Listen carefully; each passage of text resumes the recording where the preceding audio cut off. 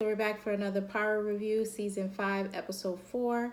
A lot has happened in this episode. I'm just going to jump around and we'll get through it. So basically, Ghost and Tommy and Kanan get together. Still trying to figure out how they're going to get at the Jimenez.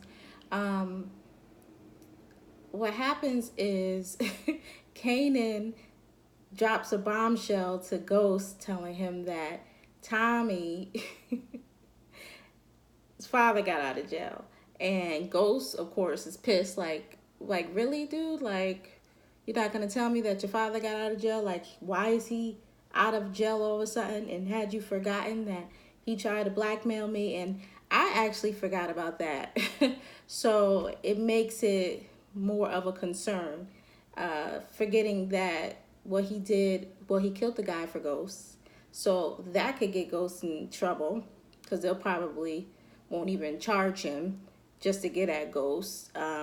So he knows a little bit about their business, maybe not enough to get him in jail, Ghost arrested, but it seems like Teresi is more so going after Ghost, not necessarily Tommy, but Tommy is collateral damage. So, because if you go for Ghost, Tommy somehow is involved in that situation. So Tommy pulls off and Ghost and Kanan kind of talk. Kanan got this little slick smile on his face. So you can tell that he's kind of happy that there's some issues with Tommy and Ghost. He loves that. Because it seems like he likes to separate them. And so he can get into their ear and say whatever he needs to say and get them to do whatever he needs them to do. But Ghost tells Kanan that he's going to come up with some plan to possibly get the mob to not mess with Tommy, because trying to get Tommy to not deal with him, being that Teresi is out, not gonna happen. Plus, he already got to deal with the guy. I forgot what guy. The guy I forgot the guy's name, but he was the one that Tommy went and made a deal with, and then had used his men to kill kill Dre, and it didn't work, and they got killed. So that guy, which I think is a good plan. Unfortunately, we know how that ends up playing out. Later on in the episode, Kanan gets his boys. I don't know what those two men what their name is, but he gets those two guys to run up on the mob dudes and to bust a couple shots at them to get them scared. But he wants them to use blanks, which was kind of like, I did understand, like, why would you want us to go in there, and if they bust back, we ain't got no real bullets. So I don't know, but that didn't turn out well. We know what happened. They actually decide to use real bullets. They roll up on Tommy and a couple of the other mob guys. I think Sammy was there, and they shoot at them.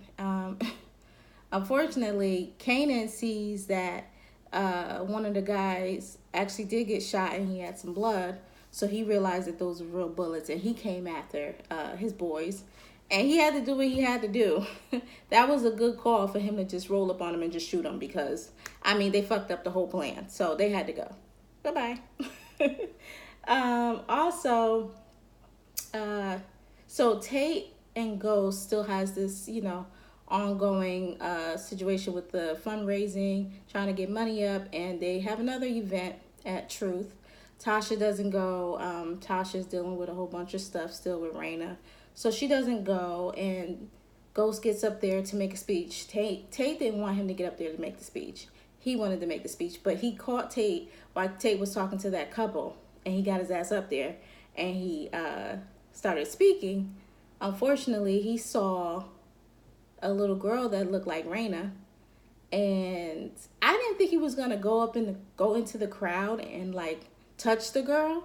Like, I thought he was just gonna like think he's think that he's seeing Raina and then like bug out and then just walk off. But I didn't think he was gonna go and grab the little girl, turn around. So that just let us know that Ghost is still affected by the death of Raina. But Tate, I mean, I'm so tired of Tate. Tate really, really like switched up this episode. So he decides to meet up with Dre. Like, I was shocked to see Dre in his office. Like, what the hell is this about? Dre, well, he tells Dre that he wants him to become the face of this organization, their organization. And Dre's like he's not interested in this whole public persona. He, into some stuff. He's not really looking for that.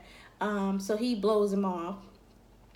And then we see later on in the episode that in order to keep Kanan, Ghost, and Tommy off his back, he decides to actually take that deal with Tate, which was actually a smart move. Messy move, very, very messy. Tate was being messy to begin with. Like, I don't understand why he keep messing with Ghost like that. Like, at the end of this, I just want Ghost to, like, set Tate up, like, kill him. Like, he has to do something to Tate. Tate cannot survive all this bullshit that he's doing. And Ghost just, dealing with it. But anyway, he decides to take him up on that offer. And the way Ghost finds out is he goes to the meeting and boom, Dre is speaking, saying that, he's happy to be the face of this organization. And Ghost is just like trying to keep this straight face.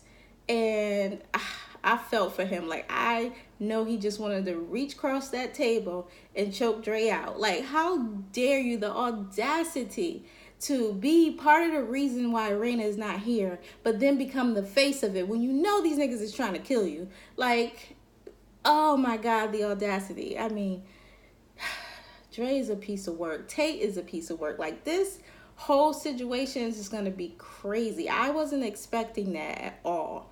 Not at all. Ghost was so pissed.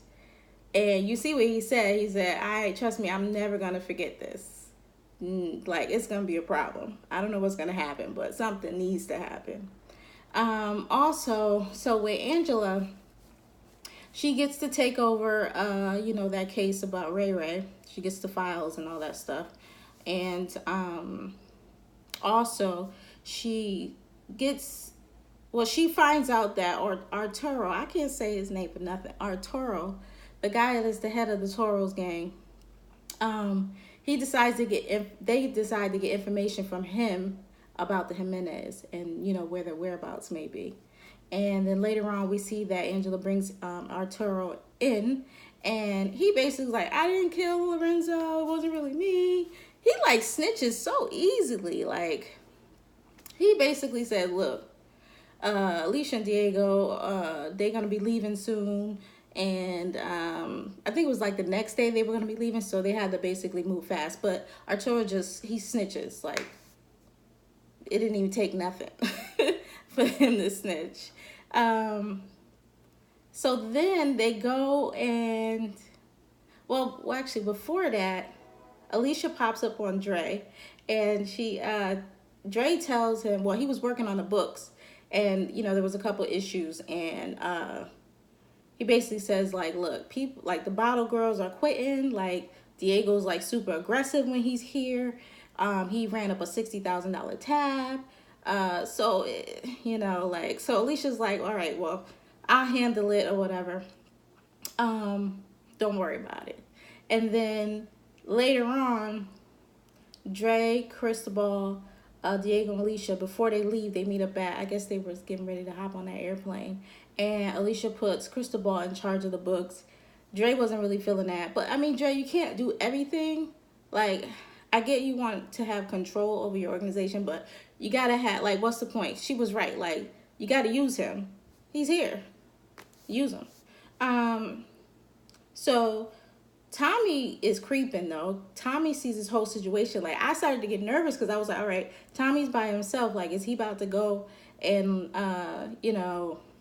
shoot at them, try to kill Dre? Like, I didn't know what his motives were. And actually, that's when, the FBI, Angela, all of them, they come in and Dre is leaving.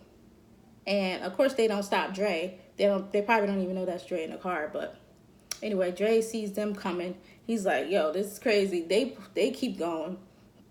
And, they all get arrested. Alicia and Diego, and they get back to the station, and Angela, she gets all her props and stuff like that. She's ready to go in there and interrogate her, but the guy Steve comes out of nowhere off the elevator and is like, no, like, I'm going in there to interview her. Like, you guys basically don't have anything to do with this. Like, stay out the way. And Angela is pissed. And then that made me believe, like, I remember I said on the last video that I thought something was up with Steve. And I actually thought that he was going to try to be the one to actually, like, get, Alicia and Diego. But he actually was the one to come and get them the hell out. Now, I don't understand how they were able to let her and Diego go like that. But also, Alicia basically says, keep Diego.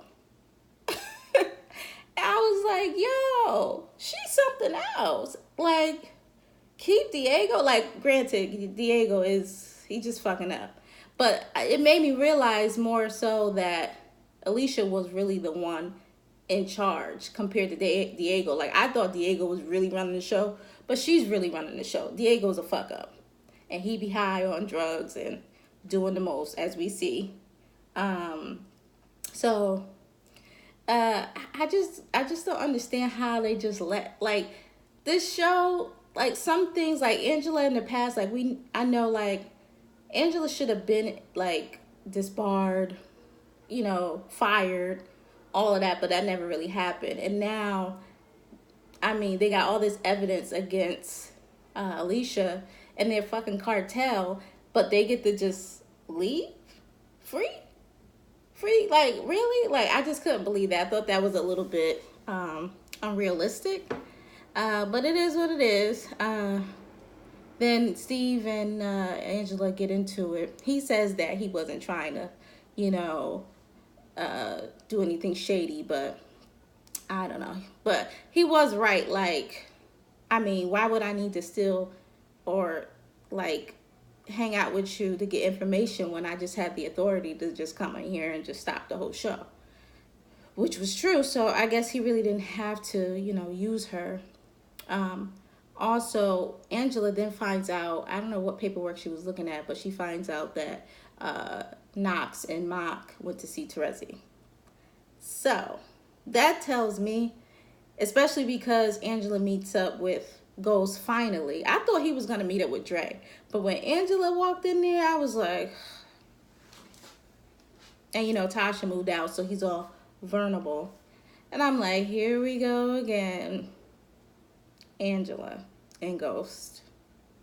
But yeah, so maybe Angela will do what she does best and help Ghost out, because he needs it. And I really want Angela to find out more about Knox, Mock, and this whole Terezi situation, because I don't know if Proctor is able to really get the tea like Angela probably could, because she's actually, working and stuff like that, and Proctor isn't. So if she did, that could kind of help Ghost out. But I don't know where Angela stands with Ghost. Like, I don't know. Like, it makes me feel like they might try this whole love affair again. I don't really care to see that shit, because those sex scenes were whack. But it is what it is. Also in the episode, Proctor, baby mother, comes in there and she says she's clean, and but she kind of throws it in his face, like, you ain't no